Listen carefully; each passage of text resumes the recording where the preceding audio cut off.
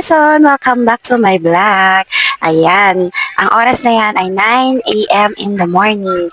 Diyan tayo ay namamalengke ngayon at bibili tayo ng ating bigas na Wow! isasaing. And then, yun na nga, ang napili kong bigas ay ang tag for 48 pesos kasi maputi siya at sa tingin ko ay magandang quality ng bigas na yan. At after ko pong bayaran, kinuha ko na rin po yung bigas and then palabas na po ako dyan sa palengke na yan. Ayan po yung bitbit ko, karne at saka bigas. Kasi may mga Ricardo naman din kasi doon sila na nakatabi at hindi naman po kasi ako magluluto. Kaya yan lang kung ano lang yung bibit-biting ko. Bahala na sila sa mga kulang. At ngayon, nakalabas na po tayo sa palengke at ngayon po, tatawid tayo sa kabilang side. Pero bago po tayo tumawid, lagi ko pong pinapaalala sa inyo na tumingin muna kayo sa kabilaan kasi minsan may sasakyan pong sumusulpot na lang basta-basta. Kailangan po ingatan din po natin ang ating sarili sa ating pagtatawid. Ayan, ipiflex ko nga po pala ang aking daladalang karne at bigas. O, diba, yan na ang dala ko. Kasi nga, tulad nga sinabi ko sa inyo kanina, may mga sangkap at Ricardo na po doon sila nakatabi. Ayan. Maglalakad tayo ngayon sa mainit. Dahil nga hindi ko nga mabuksan-buksan ang aking payong, gawa ng meron po akong bitbit magkabila sa aking mga kamay. Tulad ng eto, cellphone ko na pang video, pang vlog, at yung pinamalengke ko.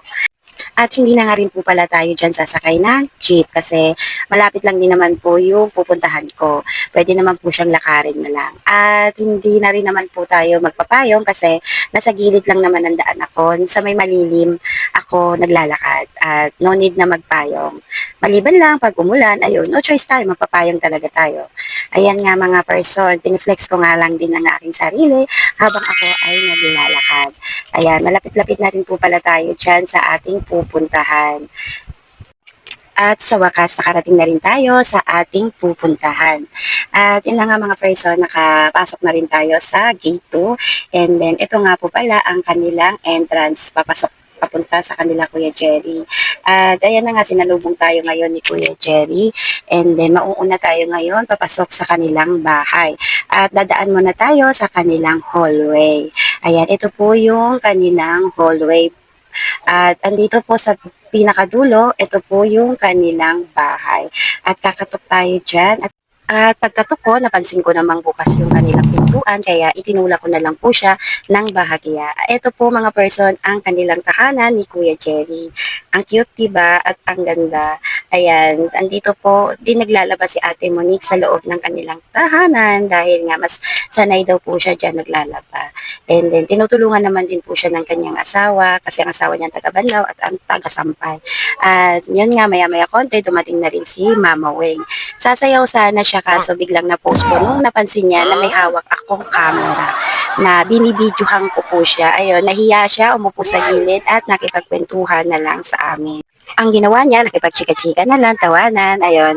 Kasi nga daw, napakasaya nga daw niya dahil nga daw ay pinasyalan ko ulit siya. Dahil nga, yun nga, minsanan nga lang daw naman ako pumunta dito. Sabi ko sa kanya, ang sadya ko dito ay magpapabunot nga ng puting buhok kaya Ate Monique. At maya-maya konti ay nagpaalam na siya ay lalabas. Yun pala sa kanyang paglabas ay nakita namin siya na kumukuha ng mangga. Ayan nga mga person, natatanaw ko siya na kumukuha siya ng mangga upang meron daw akong baunin sa aking pag-uwi. Ayan nga, nakaka-touch no. Yung alam mo yung marami ng langgam na malalaki pero hindi niya inalintana yun para lang makakuha lang siya ng mangga para sa akin. So, nakaka-touch yung mga ganong tao, 'di ba?